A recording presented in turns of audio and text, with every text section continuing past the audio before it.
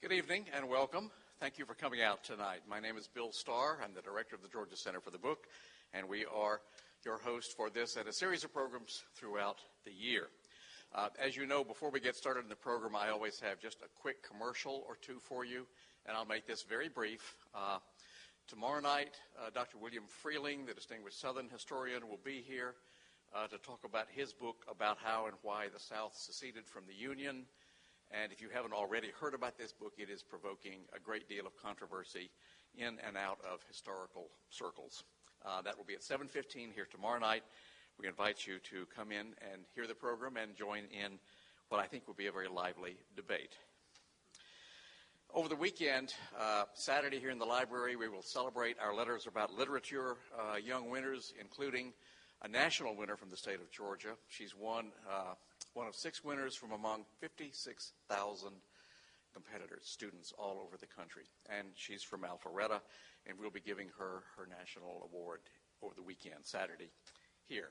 On Sunday at the Chattahoochee Nature Center up in Roswell, we'll be presenting the winners in our River of Words competition. This goes to kids around the state who have excelled and won competitions in writing poetry and in visual arts. Those events are both free.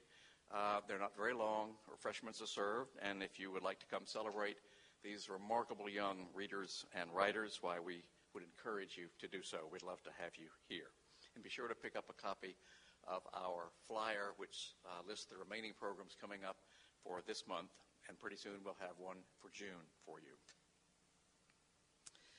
We are taping this program, so I would ask a couple of things. If you have pagers or cell phones, if you would turn them off or turn them to silent, that would be most appreciated. And most importantly, if you've been in this auditorium before, you know that we have chairs that go off like gunshots when you stand up. And so if you need to leave before the program is over, please hold the seat as it goes to the back. Otherwise, we might startle our delightful author this evening with that sound. And it also doesn't sound very good on our video as well. And thank you very much for that. Now, Elizabeth Brown Pryor is the prize-winning author of 2 books, Clara Barton, Professional Angel, which was a biography of the founder of the American Red Cross, which was published in 1987. And this year, Reading the Man, her just published portrait of Robert E. Lee. Her busy career has uniquely combined the worlds of history and diplomacy. And that includes duties in U.S. embassies in Madrid and South Africa, serving as Director for Arms Control for the National Security Council, Director of Policy for the State Department's European Bureau, and Senior Advisor to the Commission on Security and Cooperation in Europe for the United States Congress. She was in the Foreign Service in South Africa during the overthrow of apartheid in the 1980s and during the bloodshed in Bosnia in the 1990s.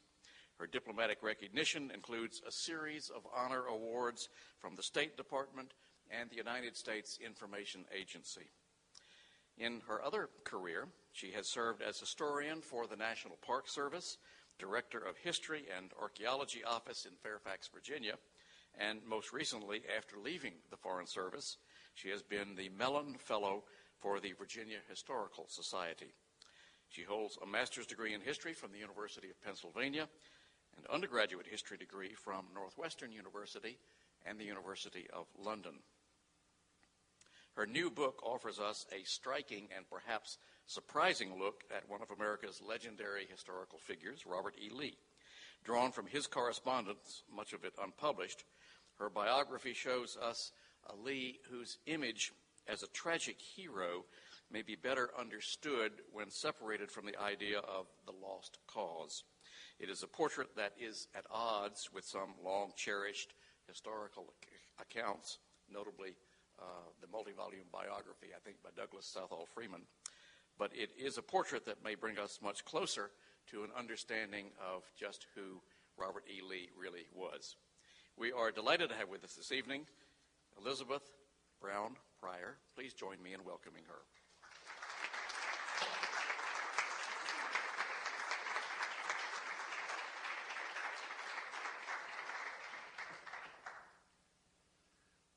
so much for such a nice introduction. Make sure I can get everything in here. I'm absolutely delighted to be here, and I thank the Georgia Center for the Book very much for inviting me tonight. Any organization that has the name Center for the Book right away tugs at my heartstrings as a bibliophile, and I also probably indicates that we've got a very sophisticated audience. This is the kind of elite audience I like, who love books, know books, and are interested in asking good questions. So what I want to do tonight is have as much time for a dialogue with all of you as I can, and not talk at you too much. I thought what I would do is start by talking a little bit about how I came to write this book, and then share with you some of the surprising discoveries that I made while I was researching Robert Lee.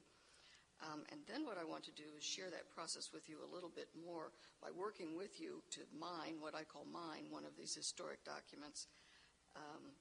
And you can see how a seemingly anodyne letter can actually hold quite a lot of startling information that overturns the kind of preconceptions that all of us have. You know, if you look through the Library of Congress card catalog and you look up Robert E. Lee, you're going to find about 500 entries and a lot more entries that have to do with the Civil War. So it's not exactly immediately apparent that we needed another book about Robert E. Lee at this point in time. But the reason that I got intrigued, got bitten by the bug, was that a number of years ago, before I went to graduate school, I was given the extraordinary opportunity of reading a cache of private letters of Robert Lee's that still belonged to his family and that were not available to other people. And I have to say that I was absolutely riveted by what I found there. I hadn't really had any preconceived idea about him. I had neither grown up in awe of Robert Lee, nor had I thought of him as a symbol of oppression or of traitorous qualities.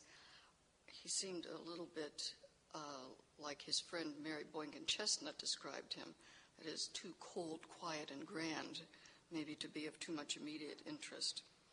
But as I said, when I read these letters, I was absolutely riveted because they showed a person who was far more complex and far more contradictory than this usual image that we've been given. First of all, he's a marvelous letter writer, something that I hadn't known about him. He's very expressive. The letters are wonderful and witty, bawdy at times. He wears his heart on his sleeve for much of his life. He had no premonitions of fame, and so the letters are quite unself-conscious and rather vulnerable, actually.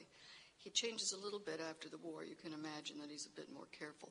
But for most of his life, you have this very open expression of who he was as a human being. And because of that, they're very revealing about him. And it shows us someone who is far more different than I had imagined, at least, from the simple Christian gentleman that he's so often described as. And in fact, I came to believe that we do him a disservice if we trivialize him in that way. So it became a kind of treasure hunt for me to find material that hadn't actually been used about this remote, one-dimensional man and see if I could flesh this out a little bit. And I found to my amazement that despite all the interest in Lee, that not a lot of original research had been done, and that there were an awful lot of overlooked, or maybe in some cases willfully overlooked, willfully ignored documents. So I found a lot of letters, in addition to this original nest egg that belonged to the Lee family, a lot of documents that hadn't been used, hundreds and hundreds of documents, in fact. And then last year, the Lee family very graciously agreed to let me see yet another new trove of papers that had been recently discovered in the bank vault of the Burke and Herbert Trust Company in Alexandria, Virginia. These were 2 trunks of papers, the proverbial trunks in the attic, that his daughter had left there before 1918 when she died, and that nobody had looked at since that time. These are extraordinarily exciting papers. There are 4,000 documents in these trunks, a phenomenal group of papers. Next week, when I give a talk at the Virginia Historical Society, it's going to be announced that the letters have been given to the Historical Society, Virginia Historical Society. But I was very, very privileged and honored to be the first person to be allowed to read those papers. No other scholars have seen them up until this point. So I had all these letters. I had so many letters that almost constituted an autobiography of Lee. He never wrote his memoirs. He didn't keep a journal except for a few brief periods of his life. But if you put these letters end to end, for many periods of his life, it almost comes out as a journal. There's so much information, and it's so complete in a day-to-day catalog. I also had a wonderful set of characters, not only in the extraordinary people we know who surround him during the Civil War, but in his family. It's a great family story, among other things. And I have this gripping story, one of the most gripping stories in American history, but also one of the most overwritten stories in American history. So I had to figure out, what am I going to do with these? And I decided to use the letters as departure points for what I call historical excursions to the sort of unexplored corners of Lee's life. And I let the letters take where they lead. Every chapter of this book, the chapters are essays, and every chapter opens with one of these letters that hasn't been published. And then I use that document to take us where it leads in explaining something about Lee's life, Lee's time, what a document like this maybe provides for us as a conundrum, where it answers questions, where it raises more questions. I talk about, for example, there's quite a bit about slavery. There's quite a lot of new information about Lee's relationship to slavery. A lot about him as an engineer. He was an engineer for 35 years. That's how he thought of himself and how that influenced his thinking. Who were his idols? Who were the people that had the most pronounced influence on his military style, his concepts of leadership, and so on. So I was interested in these large questions about Lee that we didn't have all the answers to. All these essays, all these chapters can be read separately. If you read them all from start to finish, though, you will get the story of his whole life. But the book is a little bit different than a standard biography, a cradle-to-grave, step-by-step biography through every moment of his life. It's also not a step-by-step walk through every Civil War battle. About half the book does deal with the war and its aftermath, but I haven't tried to refight every skirmish of it. Those books have already been written and written rather well, and I thought that I didn't need to do that again. Rather, again, I was interested in the larger questions of what constituted the various components of Lee's leadership skills, what his relationships were with his officers and with his men and with Richmond, how he made decisions and how those decisions affected him and how some of them still affect us today. Now, this is the author's tips on reading this book. When you look at it, you'll see it looks like a great big book. It's not quite as intimidating as it looks at first glance, though. About the last third of the book is bibliography, or its endnotes, footnotes. I'm not going to tell you not to read the endnotes, because the author happens to know that the juicy stuff is all there, and so you don't want to skip over that completely. But if you want to just read the narrative line, it's not as big a bite to chew as it might look like at the beginning.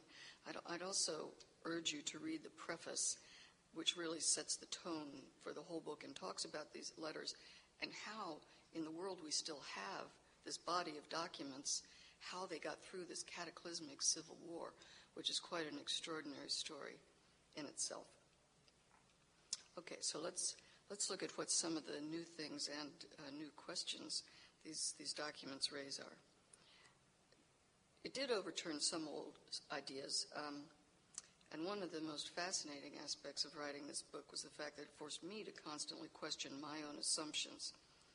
Sometimes the new material fills in gaps that have been missing from the historical record, but interestingly enough, it also raises as many questions as it answers. So I found that I had to constantly reassess my thinking on how and why Lee decided to fight for the South, on his relationships with his fellow officers during the Civil War, his attitudes toward the war, and his attitudes toward the war after the war, and other questions. I wanted to talk tonight a bit about one particular set of questions, but I'm going to wait and show you the document and let you work through it. And one of the mysteries that it did clear up was whether or not Robert E. Lee married for convenience or maybe married for money. His wife, Mary Custis Lee, has not always been portrayed in the most flattering light. One recent description of her says this: expressed bluntly, Mary was careless, self-centered, dependent, undisciplined, and dull. In fact, as it turns out, she was much sought after, and not only because she was Martha Washington's granddaughter. She was a gifted artist, she was a true intellectual, she was a spirited conversationalist, and she was praised for her beautiful eyes, and she was also an accomplished flirt. One of her chums teased her in 1825. She said this. She said, "What is this mischief you are making upon the unfortunate youths around you? Mr. Carter, Mr. Lloyd, Mr. Lee," and a dozen or more swains who seem to be dying of the prevailing love fever for you that's current today. Now, we should note that Mr. Lee might be Robert. He talks about a little flirtatious moment they had the previous year, but the letters show that it might also have been his brother Smith or his brother Carter, both of whom made overtures to Mary, and both of whom she rejected. Robert's courtship letters to Mary, which are part of this wonderful collection of trunks in the bank vault, absolutely crackle with longing and sexuality. And I don't think there's much doubt any longer that he was actually very smitten, and he more than she. Mary's diary for the year that they're engaged is filled with religious striving, which she's worried that their relationship is going to somehow destroy. And she keeps putting off the wedding until he finally says to her, "Mary, I think your courage is oozing out of your fingertips." Another question that was answered is whether or not the Custis family fully embraced Robert Lee as a prospective son-in-law. There have been hints for a long time that Mary's father was reluctant to let her marry him. The Lee family had suffered a number of setbacks and even real full-blown scandals in the years before the Lees' engagement. Robert Lee's father, Light Horse Harry Lee, who was a genuine hero of the American Revolution, had had a hard time adjusting to post-war life, and he became enmeshed in some very ugly partisan politics and also a number of land speculation scandals, to the point that he lost the family money. He was sent to debtor's prison, and he had to give up his interest in the family home Stratford. And finally, he skipped bail and went off to the West Indies, fled to the West Indies when Robert was 6. A number of years later, Robert's half-brother, Henry IV, created a scandal at Stratford when he seduced his teenage ward, who was the sister of his wife, embezzled her money. An newborn infant, was found dead in the ice house, and there was quite a lot of talk of murder, though Henry was never indicted. But it created an absolute shockwave throughout Virginia. Even Dolly Madison, who is the generous spirit we all think of her as, wrote in her diary, "I think I have lived too long," when she read of this. And it happened just when Robert was 14. He was actually at Stratford when this child was discovered in the outhouse, the outbuilding, the ice house. And you can imagine the impression this made on a young man of that age. And then, just when he was graduating from West Point, there was a sort of aftershock of this, because Henry was trying to go to Algiers as the consul, and he jumped the gun a bit, made the error of leaving before the Senate had actually confirmed him for that post. And the Senate proceeded to unanimously vote against his confirmation. And the episode became a big public matter and revived all the scandal of the earlier years, just at another sensitive moment in Robert's life. And so historians have suspected for a while that these Lee boys were not considered very attractive prospects for matrimony.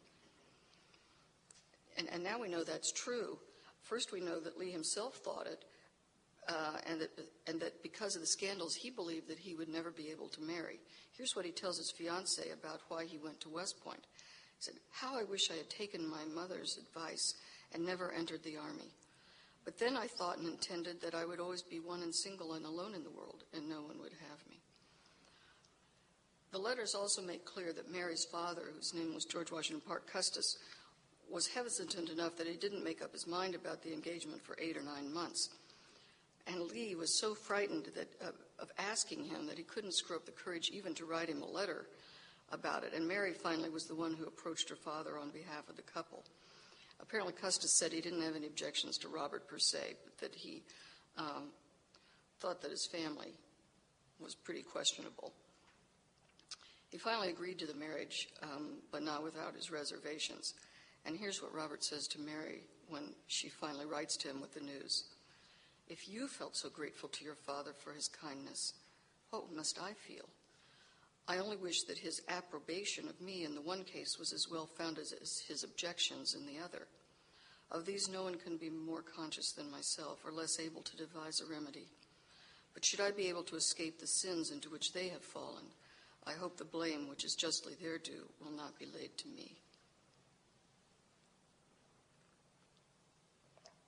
These courtship letters are absolutely wonderful, exciting letters. There are about 20 of them. Again, I was greatly privileged to read them. They're going to be published by Robert E. Lee's great-great-grandson this year, and I will tell you that they make very interesting and very endearing reading.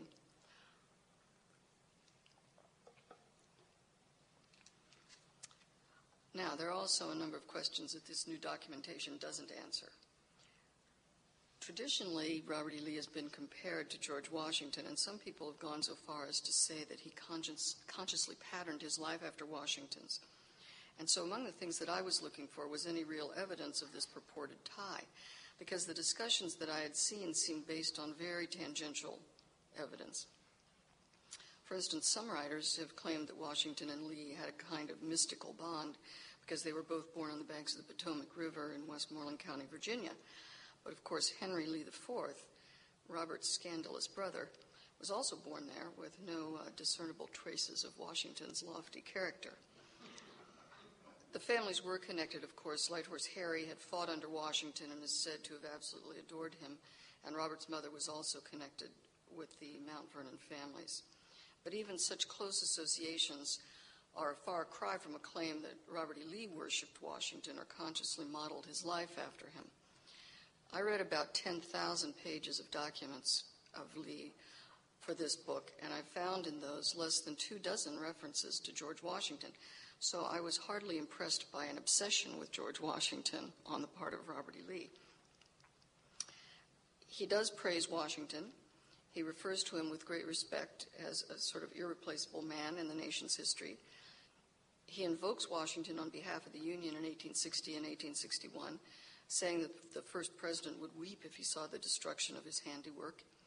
He invokes him again after the war, and this is his most conscious use of Washington as a role model, saying that he's an example of a person who changes his personal loyalties and is yet respected for it. Now, here's the strongest statement we have about Washington from Lee's hand, written in 1852. This is what he says. I do not think Washington's fame will ever need defense, but I fear that the influence of his glorious acts and paternal advice may be attempted to be weakened by the miserably selfish and who, ignorant of virtue and patriotism, are unable to appreciate unfailing wisdom and spotless integrity. Ages to come will, I hope, read with admiration and benefit the maxims of wisdom and rectitude he has bequeathed to them. Well, these are very nice words, but they certainly stop short of idolization or admission that Lee was using Washington as a personal model of any sort.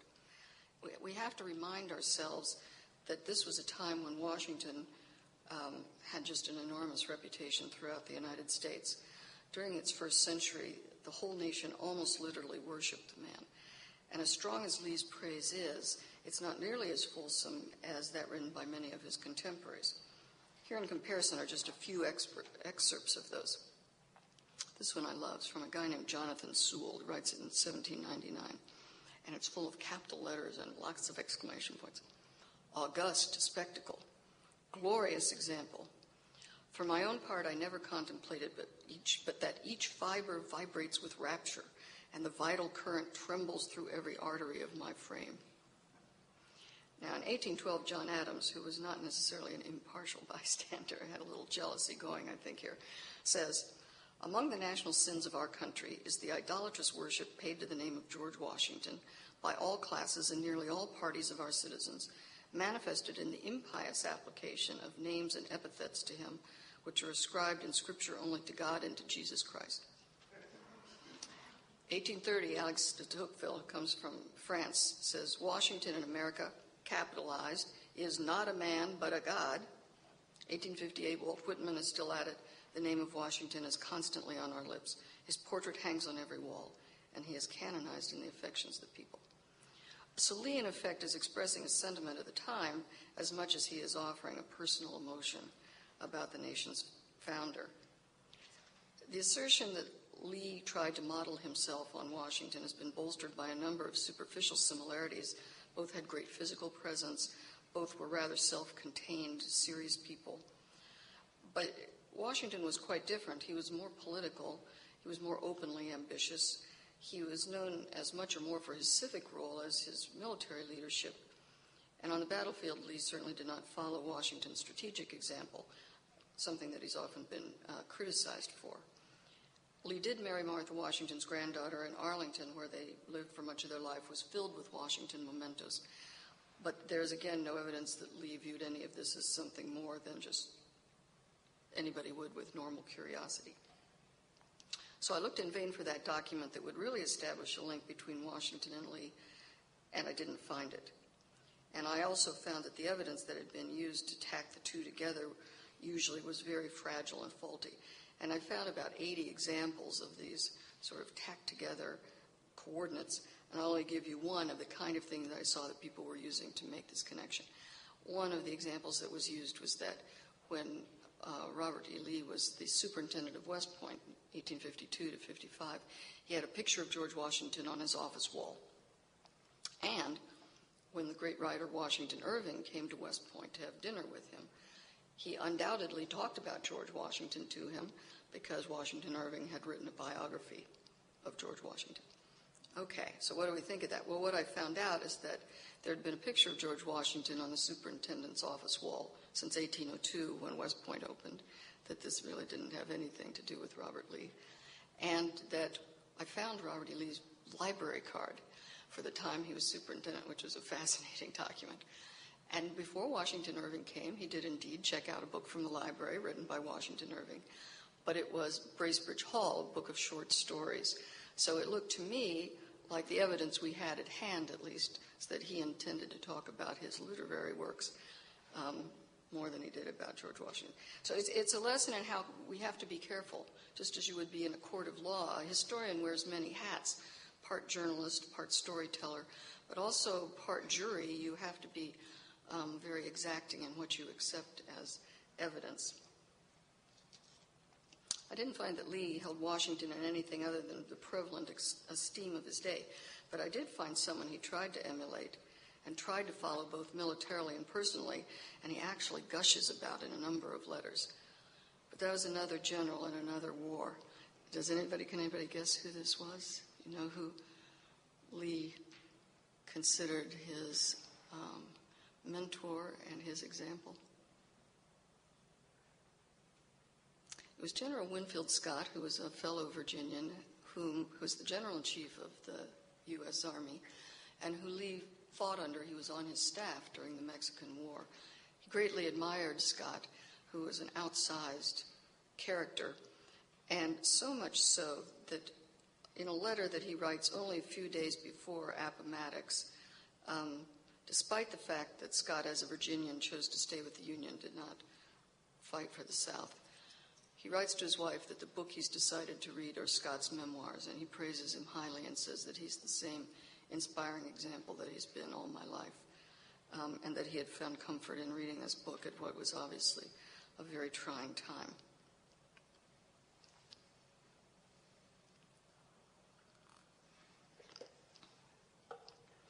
Okay, so now we see this great cache of papers. You think it's going to solve all the problems, but it opens up as many as it solves. And what I thought I'd do is share one of these new documents with you and let you work through it with me and find the hidden nuggets of interest in this. One of the documents I found is the first known letter in Robert Lee's hand. It's his West Point application. It's his college application. And we knew it existed because Lee's brother, who also wrote on his behalf to try to get him in West Point, mentions that Robert had sent the Secretary of War a description of his educational background. But it's long been missing from the National Archives, where the other papers that relate to Lee's time at West Point are. And I found it curiously in facsimile in an 1886 California newspaper quite by accident when I was looking for something else.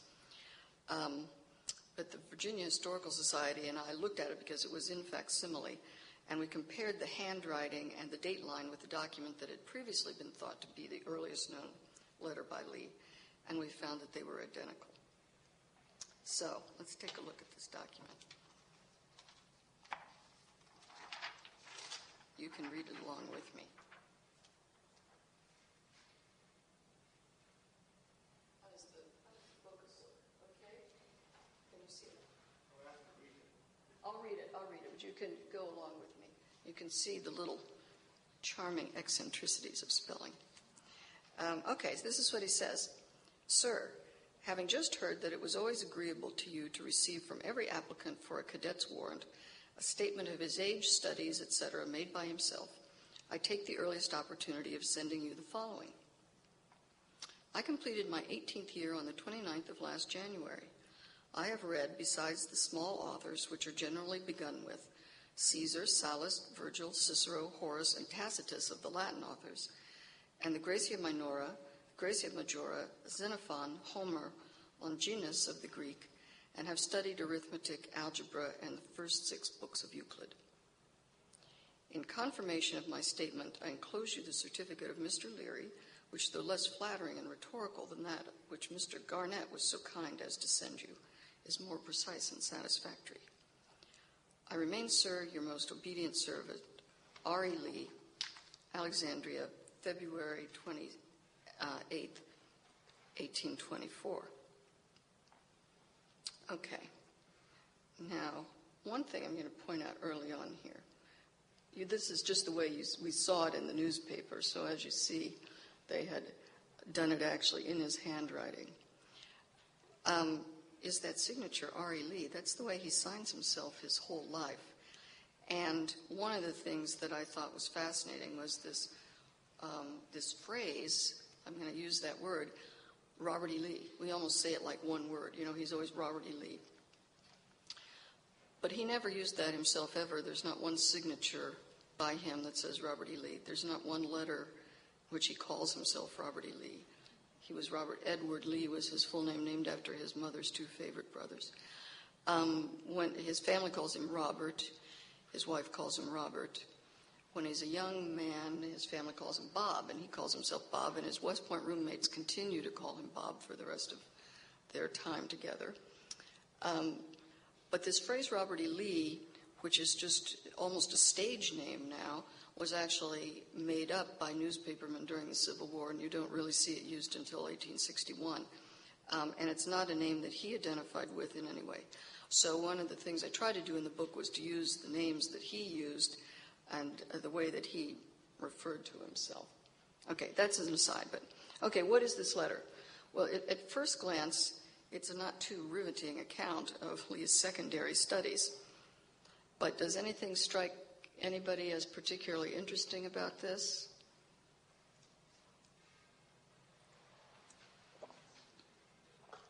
Yeah. Right. It shows that he has a concentration for or the background in engineering, which I think West Point at the time was pretty much that's what they were the first cadets were distinguishing themselves in engineering. Yes, that's absolutely right. His education is interesting here because part of it is the old 18th century classical studies. I mean, he's studying all of these Latin and Greek authors, and he would have studied them in Latin and Greek. And that was the way his father was educated, and that was the way that people were educated up until the beginning of the 19th century. But you're absolutely right. He's also been studying some Euclid. He's been studying some algebra. He's got mathematics in there. And this was really a point of transition in education in the United States. You know, Harvard did not require a knowledge of even basic arithmetic to enter until 1803. And West Point was exactly as you've said, sir, a really good point, was a pioneer in scientific training, and particularly in engineering.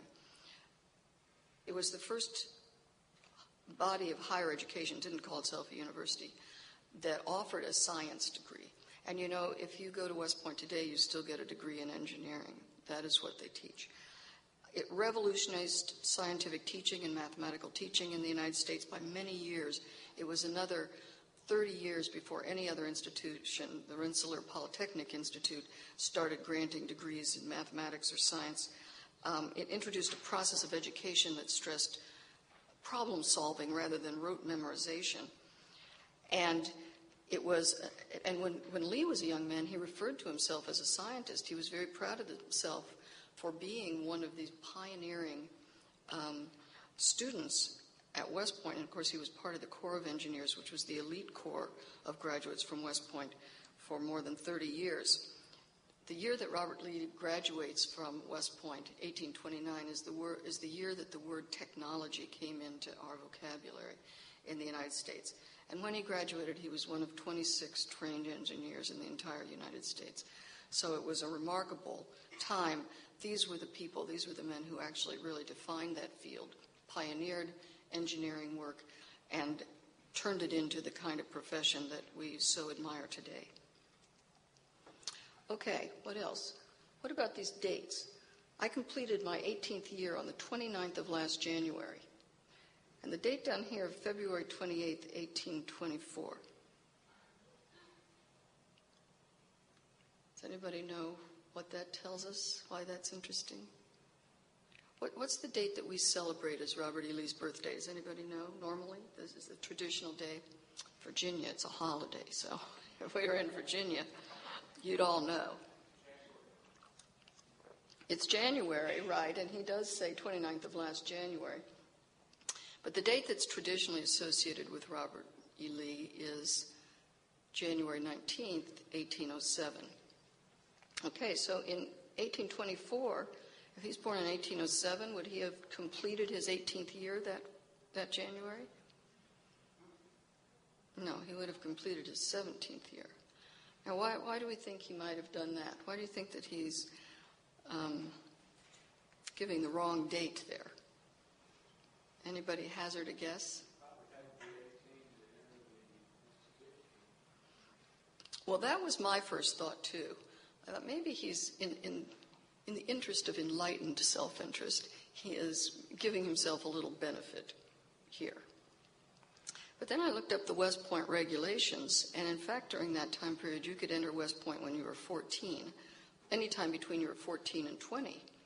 So that really wouldn't necessarily have given him an advantage, although you're right in the sense that he was trying to be competitive. There were too many applicants, and particularly from Virginia. And in the end, when he gets in the same year Joe Johnston gets in, and they, in fact, are roommates. And they're told they've got to wait an extra year because there are too many Virginians there.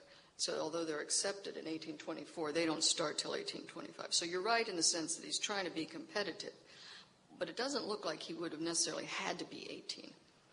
So what might be another explanation in the early 19th century for this? Anybody imagine? Maybe he didn't know his birthday. Yeah. Did they have to be 18 to be eligible for the service? No, they didn't. It looks like they only had to be 14. You know, I mean, this was another era, and they took people much younger.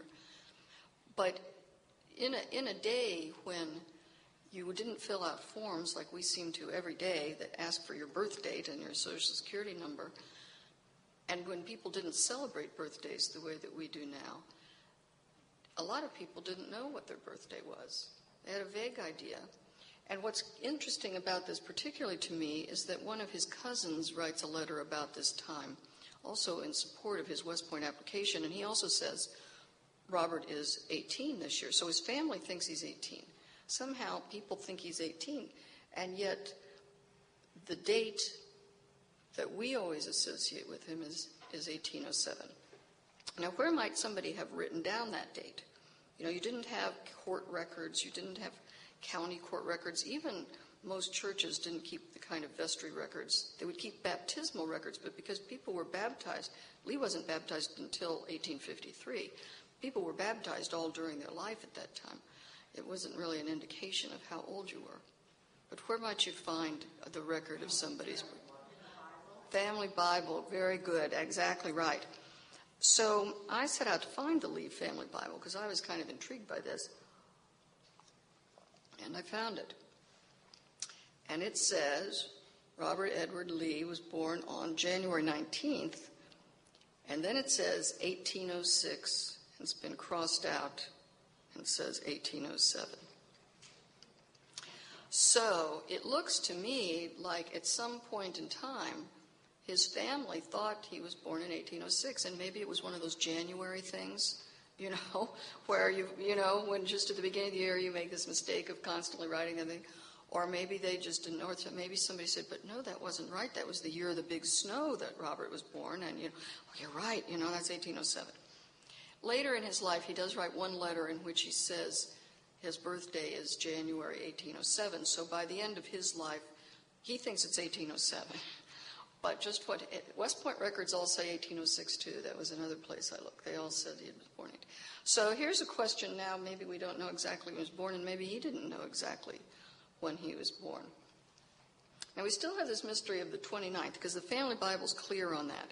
And this also, some people questioned me on this, but you can see, you can't mistake that. That's a 2, right? That doesn't look like a 1 in any way. And what do we think about this 29th? I mean, is this just a slip of the pen, or do we think there's something more there? The 29th is a particularly interesting date because it's his father's birthday. And Lee has a troublesome relationship with his father, who leaves home, abandons the family when he's either 6 or 7, depending on whether he was born in 1806 or 1807. And he never sees his father again. And he hears conflicting stories about his father. His father's a great hero, legitimate hero.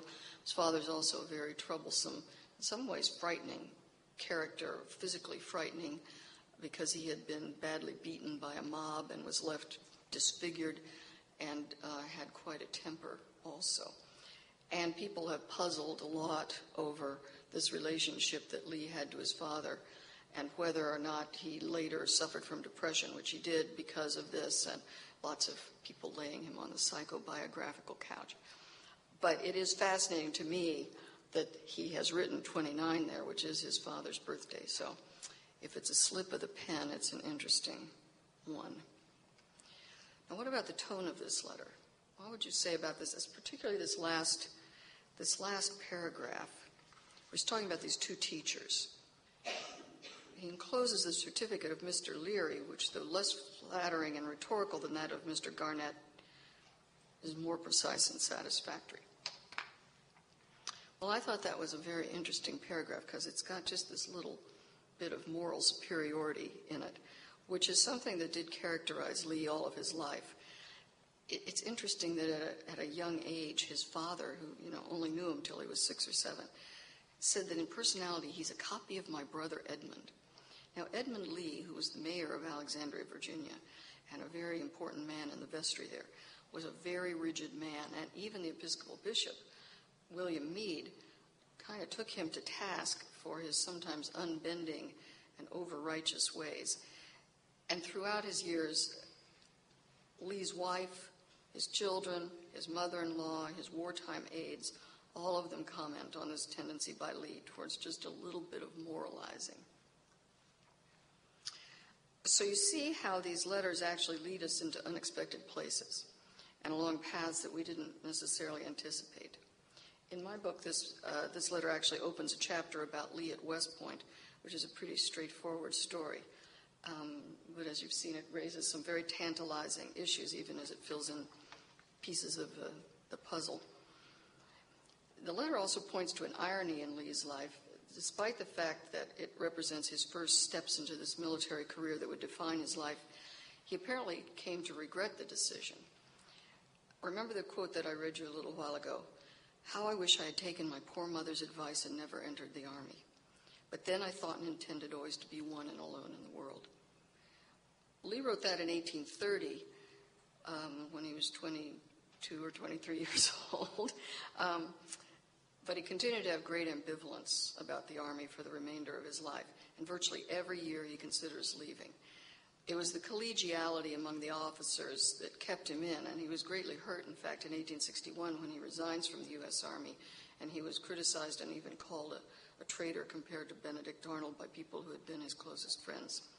He became a pacifist after the war, and he writes bitterly of the folly of those who become starstruck by military trappings or the supposed heroism on the battlefield. So all of that is a far cry from a teenager's bright aspirations and hopes. And indeed, Lee draws an uncomfortable conclusion for us. One of the things he said after the war was, the great mistake of my life was to take a military education. Now I'm going to end there and take your questions. I'm sure people are disappointed because I haven't gotten into fighting the Civil War yet, and I'm happy to talk about that. So let me find out what you're interested in. Yes, sir. Two rather diverse questions. One has to do with the Civil War, and my historian, my recollection is that he was offered command by Lincoln. And if you get any new or different insights as to what went through his mind in making the choice to go with the South, that would be question one. Quite off on another path. He was the colonel sent from Washington to retake Harper's Ferry from John Brown. Right. Did you find anything there of interest? Yes. I'm going to take this off before it burns. Okay. Yeah, both of those are fascinating parts of his life, and I think related parts of his life. I think he was the colonel who arrested John Brown, captured John Brown. He was present at his hanging. And it was a terrifying experience for many people in the South whose greatest fear was a slave insurrection. Here it was, about to be led by someone who appeared to be a maniac and was barely halted. I found tidbits about John Brown that flesh out the details, make it a richer story, but I didn't find anything that was a startling revelation about that. I think that story was pretty well documented before. I found one new letter about it in which, when Lee was particularly being facetious, he had a wicked sense of humor. His letters are very amusing to read, and they're quite irreverent. And when he was being very facetious, he would often lapse into African-American dialect. And he does use this vis-a-vis John Brown after the hanging, when he says, "That fly done buzz his buzz." That's what he says.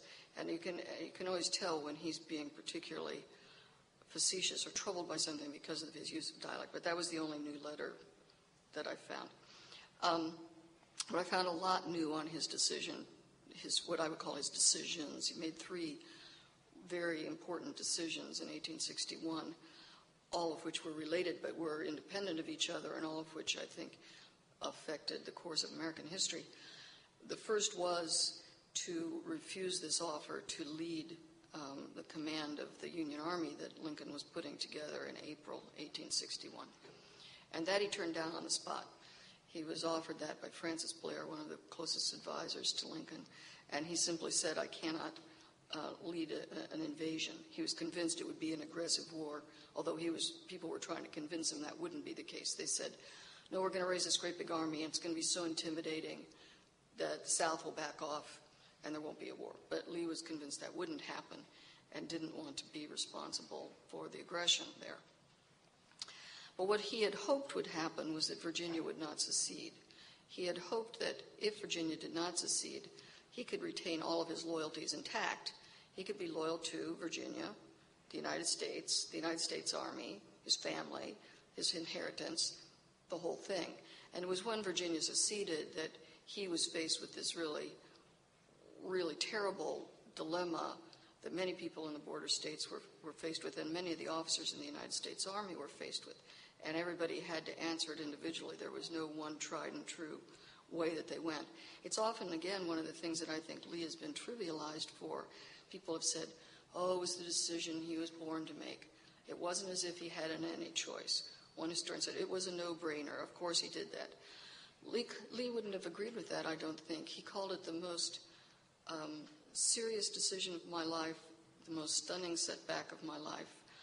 He spent days agonizing over what to do. It's really a Shakespearean moment in which he becomes very emblematic of this wrenching division in the country and in which he doesn't know what to do. His first idea is he's going to sit out the war. So he meets with Francis Blair, and that same day he marches over to General Scott's office. This is his mentor. This is the man that he reveres, and General Scott's a Virginian. And he says, General Scott, I can't take this command. And Scott tries to talk him into it. And then he says, well, I think I'm just going to sit out the war at Arlington. And Scott says to him, Lee, your answer is equivocal, and I have no place in my army for uncommitted men. If you're going to resign, you had better do it soon. Now, this is a terrible moment for Lee. This is a man he respects enormously and who's more or less told him, either you're with me or get lost. He goes off and has dinner with his brother Smith, who's in the U.S. Navy. Smith also doesn't want to resign from the Navy. They've had dinner a few nights before with some of their cousins, all of whom have said they're fighting for the Union. And as it turns out, much of Lee's family did stay with the Union. Sister remains with the Union, and her sons, his nephews, fight against Lee on the battlefield. She never speaks to him again. Almost all of his first cousins remain with the U.S. Navy or U.S. Army. One of them is Judge Advocate of the U.S. Army. Another is Admiral Samuel Phillips Lee, one of the great admirals on the Mississippi River, and so on. So this idea that he could not raise his hand against his family, he also had family that fought for the South, but it was not a no-brainer. He knew one way or another he was going to raise his hand against some part of his family. His sons also waited to see what their father would do. He had 3 sons who ended up fighting for the Confederacy. His eldest son, Custis Lee, wanted to stay with the Union, and in fact did stay with the Union for a while after his father left. His other 2 sons, it's not clear at what point they made the decision, but they certainly didn't join the South before their father did. And I think that it probably had Lee stayed with the Union, they would have fought too. So the point is not that he made the wrong decision. The point is it's a much more complex decision. This is not a no-brainer. 40% of the U.S. Army officers from the state of Virginia fought for the Union. So again, there were people who made a different decision. Scott himself, of course, remains with the Union. Many more people choose to sit it out, including a number of people who Lee knew very well. Dennis Hart Mann, who taught tactics at West Point, is one of the great military geniuses of the 19th century. Another proud Virginian chose to sit it out at West Point rather than to participate in the war. And those officers who did choose to resign and to go with the South, even the ones most committed, it was a wrenching decision. And when you read these stories, I tell you, I wept as I wrote that chapter. They throb with anguish. Joe Johnston, his great friend, all during his life, a Virginian, when he tendered his resignation, had to be escorted from the rooms of the Secretary of War in a state of collapse. Albert Sidney Johnston, another of the great Southern generals, Jefferson Davis's favorite, hoped to stay in the Union Army and stay in San Francisco where he was posted and again be just out of the whole thing. But the authorities in Washington mistrusted him because he had Southern connections, and they relieved him of his command. And he resigned because of that, and he went overland over the entire United States, as he says, in a state of despair, weeping with every footstep. For months it took him to go from San Francisco to Texas. These are terrible stories. I mean, to trivialize them and say these are no-brainers is to underestimate what these people went through and what the nation went through at that time. Now, what happens to Lee after he leaves General Scott's office? He goes and has dinner with his brother Smith, who doesn't want to leave the U.S. Navy, and in fact rants and raves throughout the war about this. Confound that South Carolina. She got us into this snarl, how I wanted to stay in the old Navy. And in fact, when he's given Navy commands in Virginia, refuses to ever order his troops to fire on Union boats, will not do it. And finally, they kind of give him a desk job because he just can't do it. Again, I bring this up not to say, Robert E. Lee makes the wrong decision. Robert E. Lee makes a terribly difficult decision in which he is pulled and tugged by many, many forces. He paces and prays at Arlington. There are many accounts of this. His wife says it's the severest struggle of his life and spends 2 days trying to contemplate what to do. And he finally does make the decision to resign from the U.S. Army. But at that point, he tells his cousins he's going to sit it out. He says he sits on the letter for a day because it's too painful to send that resignation letter to Washington. Doesn't sound like it was an obvious choice to me. It sounds like it was pretty tough. And this vision of this strong man weeping and praying for days, and in my mind, again, it is a Shakespearean moment in our history. And what's more puzzling, and one of the things I didn't find a clear answer to, is what happens 2 days later. He receives a delegation from Richmond who come and see him in the churchyard at Christ Church, Alexandria, and ask him to go with them to Richmond. And he agrees to go to Richmond. But according to the official correspondence, they tell him he is being considered for a job in the Virginia Army, but there aren't very many. Jefferson Davis had an idea of having a kind of lean, mean machine, and there really aren't very many top command jobs. But it's all very vague, and Lee gets on the train, and by the time they make this 3-hour train trip to Richmond, he goes into the state capitol, and he has been made the commander of Virginia forces. And it's just very unclear whether he's completely taken by surprise or he's decided this is really where he wants to be. Or whether he thinks, well, if I'm really going to do this, all these top command jobs are going to be given away and there's going to be no chance for me. We really don't know.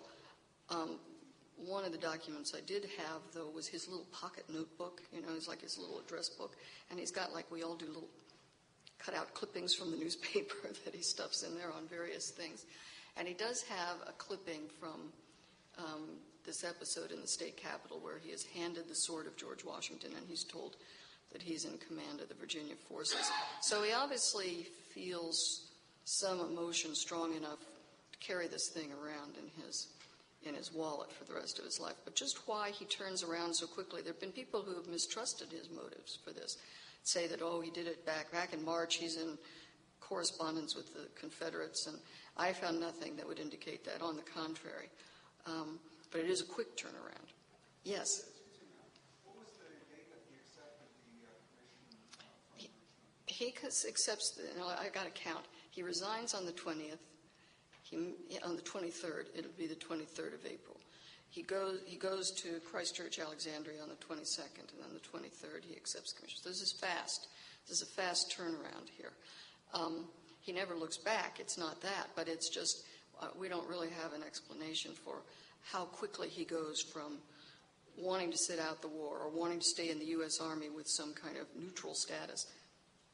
There's Fort Sumter that followed just a few days beforehand. Fort Sumter fell on the 12th of April. Virginia secedes on the 18th of April. Lee's offered command of the U.S. forces on the 19th, and on the 20th he resigns. He writes the letter on the 20th. He doesn't actually send it over to Washington until the 21st. Really fast stuff. You can imagine this is not an easy moment. Yes, ma'am.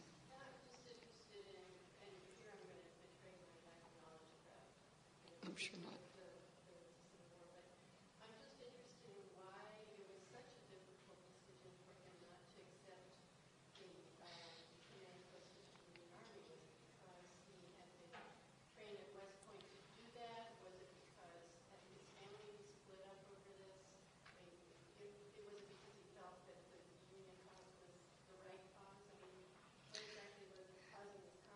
Yeah, I think it's, all jumbled up together. But the one thing I would say, from the very start of this crisis, say in 1859, when he captures John Brown, he makes it clear that he will follow Virginia's lead.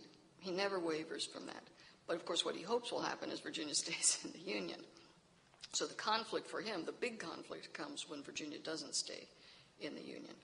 And I think he just stayed with that. I think he felt that he could not lead a force that was going to look like it would invade Virginia, even if it was called some other kind of action. And he just couldn't do that. And he was convinced that it would be an aggressive action. It would not be, well, we've now raised this big army and it's going to scare everybody off. He thought he would really have, and he was right, he would really have to participate in some kind of invasion force. That's what he calls it, and it's that quality of going across that river and invading Virginia that I think he felt he couldn't do.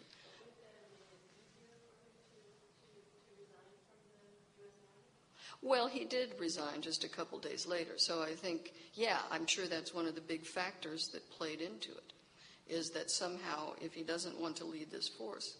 But I think that, that it means he's on the other side. But I think that he is so conflicted over this that, he's got different things pulling and tugging him.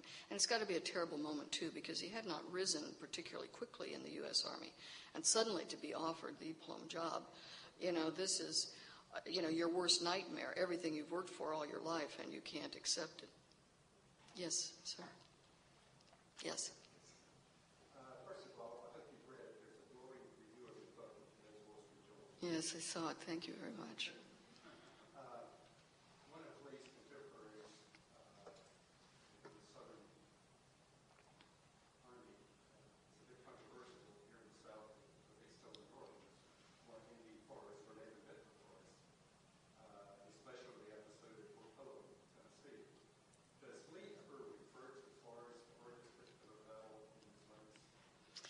It's an interesting thing. He really doesn't refer to very much that isn't happening in his own theater. I saw no references to Forrest, before, during, or after the war. It doesn't mean they don't exist someplace. They may, but I didn't see them. And he, of course, was never under Lee's command or didn't have any real interaction. And Lee is really very absorbed by what's going on in Virginia and in that Army of Northern Virginia circuit. And he's never very interested in going to the West or going to, at one point Jefferson Davis wants him to go down to North Carolina. He doesn't want to do that either. Wants him to go reinforce Vicksburg, doesn't want to do that. So I'm not going to say he doesn't know what's going on in the Western theater or doesn't care, but he's so absorbed by his own obviously very intense experiences that he certainly doesn't comment on it. And I can't recall seeing any comments on Forrest. He doesn't necessarily disapprove of those kind of actions. Of course, he's got Mosby on his own team who's doing similar things, though maybe with a bit less bravado than Nathan Bedford Forrest did.